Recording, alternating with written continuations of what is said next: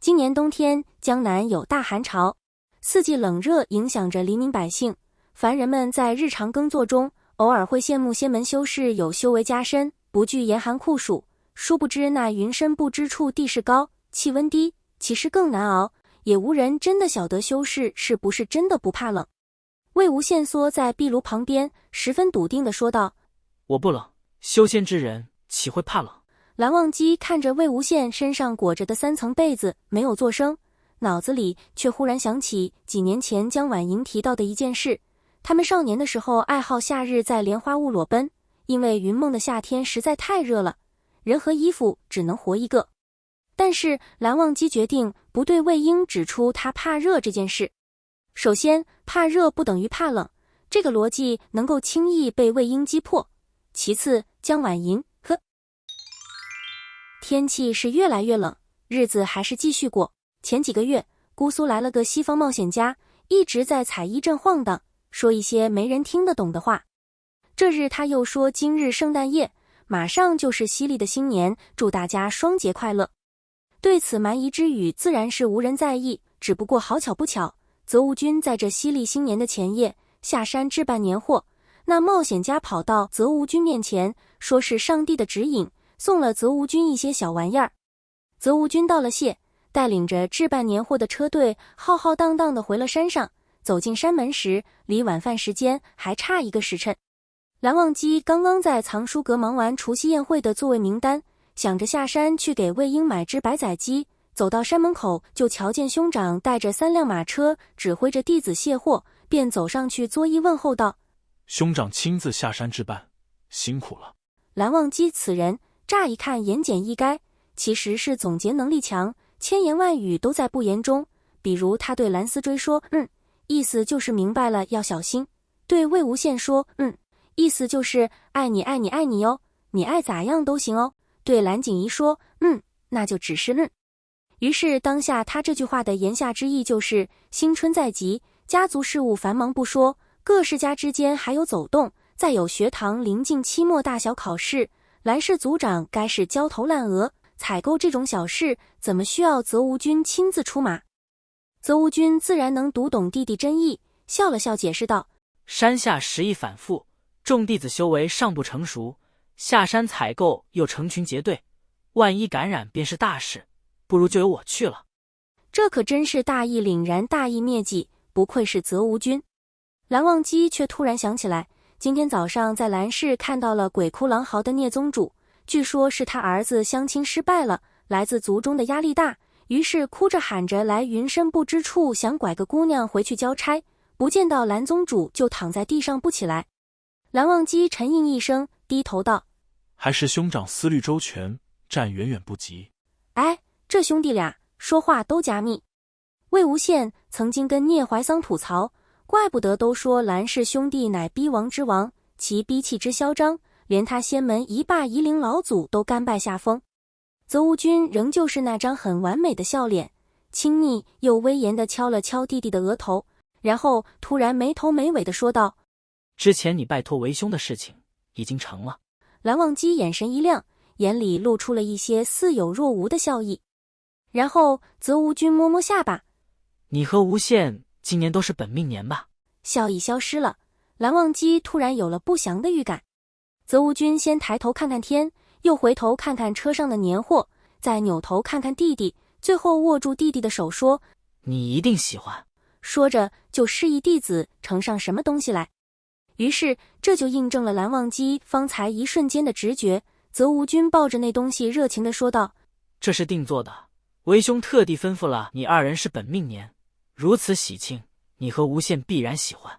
然后便把手中抱着的那些衣物塞给了蓝忘机。星星眼解释说：寒冬不易，无羡身体畏寒，一定要多穿些。蓝忘机站得毕恭毕敬，怀里抱着兄长刚刚塞给他的新衣，僵硬了一会儿，恭敬回应：是，魏婴畏寒，战必定将兄长的话带到。泽无君还想说点啥，可仔细想想还是没说，挥手让弟弟退下，自己继续去忙活那3大车的年货了。于是著名面瘫韩光君就顶着一张非常漂亮优雅的脸，抱着那几件织物，缓缓踱步穿过云深不知处长长的阶梯，精致的庭院，热闹的教场，熙攘的食堂，走到了净室。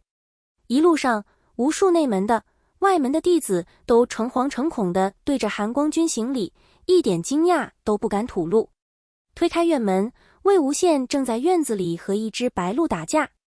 魏无羡的胳膊和白鹿的长脖子纠缠成了一个无比扭曲的姿势，白鹿的大翅膀啪啪狂扇魏无羡的脸，魏无羡被揍得睁不开眼睛，听到开门声，稀里糊涂闭着眼睛对门口喊道：欢迎回来。蓝忘机回头关上门，一脸见怪不怪的样子。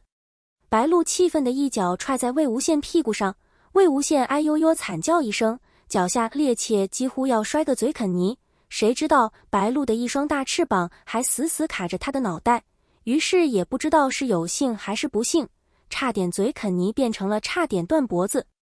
蓝忘机眼睁睁看着那白鹿的爪子在魏无羡身上那件崭新的浅色蓝式校服的屁股墩上留下一个清晰的爪印，立刻想要走上去拯救老婆。可是白鹿暴躁的嗷嗷狂叫，蓝忘机一时也有些犹豫不前。倒不是堂堂韩光君不敢为了老婆去打鸟，韩光君当年为了老婆可是连仙都揍，不仅揍了，还阴差阳错把人弄死了，主要是因为当下这情景怎么看都是他老婆先动的手。韩光君为人正直，不能帮亲不帮理，便也只得叹口气道：你又偷鸟蛋。魏无羡还在自力更生寻求自由，满眼雪白的羽毛，满嘴也是雪白的羽毛，呸呸呸吐掉嘴里的鸟毛，理直气壮道：君子的事儿能叫偷吗？我这是借会还的。蓝忘机踱步上去，走到白鹿身旁，很认真地对白鹿说道：鸟先生，魏婴并非偷蛋贼，他日定当归还，还请不要紧张，先把魏婴放开。蓝湛，看你不知道，跟你说一声，这是鸟小姐，不是鸟先生，公鸟是不会生蛋的。蓝忘机点头，受教了。然后蓝忘机便帮着魏无羡拔头，白鹿一双翅膀卡得用力，魏无羡几乎要掉头，好不容易把头拔出来，白鹿挥着翅膀愤怒的嘤嘤嘤，魏无羡一脑袋鸟毛晕头转向，睁开眼睛数眼前的星星，好不容易喘上气来，这才终于看清了挡在他和白鹿之间的韩光君和他怀里抱着的新衣服。啊！蓝忘机面色如常，抱着衣服上前了一步，魏无羡小脸煞白，满头鸟毛，猛退3步，用一种比被白鹿狂殴时还要惊恐上百倍的口吻喊道：你要干嘛？你别过来啊！君子韩光君还真就停下了脚步，郑重转告：兄长说寒冬不易，无限畏寒，让你一定要穿。魏无羡一脸狐疑：只让我穿，没让你穿。蓝忘机脸不红心不跳，发动了春秋大法：无限畏寒，无限畏寒。魏无羡面如菜色，再次一头扎进了白鹿的鸟毛里。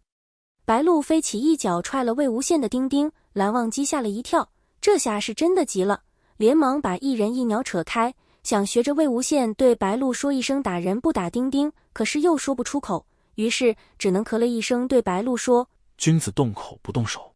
魏无羡捂着丁丁悲愤抗议道：你这话应该对我说吧，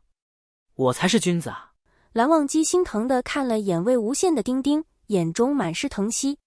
魏无羡趁机商量道：我都受伤了，这衣服要不算了。蓝忘机石动然拒，仍旧坚定地把手中的衣物递了过去。魏无羡觉得丁丁更疼了，一抹脸换上了一个可怜巴巴的表情，声音都带着哭腔：要穿一起穿，我不信兄长只让我穿，你小子浓眉大眼的，怎么还背叛革命呢？蓝忘机正色道：我不冷。我也不。阿舅。然后蓝忘机的表情终于有了变化，他眨眨眼，扇动那2排比聂怀桑眉毛还长的睫毛，琉璃色的双眸金光闪闪的，五官舒展开来，露出了一个怎么形容呢，宠溺又那个无奈的微笑。他先是这样温柔地注视着魏无羡，随即移开目光，看向怀中的衣服，半垂着眼皮，气质忧郁，轻声说：也罢，这2套新衣便只能扔了，可惜了兄长一片心意。哦，策呐。最后魏无羡叹了口气，认命地接过了来自泽无君的红色棉毛衫与棉毛裤。可能诸君听说过秋衣秋裤，但是没听说过棉毛衫棉毛裤。也有可能是作者比较孤陋寡闻，反正在作者的记忆里，冬天穿的那东西一直是叫做棉毛衫棉毛裤的，不知道秋衣秋裤到底是个啥玩意儿。反正棉毛衫棉毛裤就是一种软软的、暖暖的、贴身的内衣内裤，这玩意儿基本都是属于你妈怕你冷，颜色自然也比较符合妈妈们的审美，红橙黄绿青蓝紫应有尽有。若是碰上本命年，那便必然是红色的，娃们见了就害怕，因为丑，实在太他娘的丑了。可是又不能不穿，不然妈妈把你腿打折。所以这就是一种不得不穿，但是必须假装没穿的冬日必需品，是每个江南娃们心照不宣的小秘密。男孩子们并排尿尿，掏出家伙，都假装没看到对方偷偷遮起来的七彩棉毛裤。别看大家伙表面上衣冠楚楚人模狗样，其实掀开下摆，所有人都是彩虹战队。魏无羡一点都不想让孩子们知道，他现在是彩虹战队的红色战士。修仙之人好面子，不管自己冷不冷，对外都说不冷，所以也没人知道除了自己，别人到底冷不冷，因此自然也没有什么低温假期。尽管如今江南已经冻得路面结冰，学堂还是照常上课。这天的夜猎课还真的被安排在了晚上，冷得人直哆嗦。魏老师难得打起了精神来到了夜猎课，带着孩子们下山锻炼。任务算不上难，魏无羡在后方不出手，蓝思追和蓝景怡都长大了，在前头仔细盯着孩子们。魏无羡有些不太适应，可仔细想来，如今他们才是这夜猎课真正的老师了。点击订阅、按赞、留言、打赏，小兵感谢您！欢迎扫码加入本频道会员。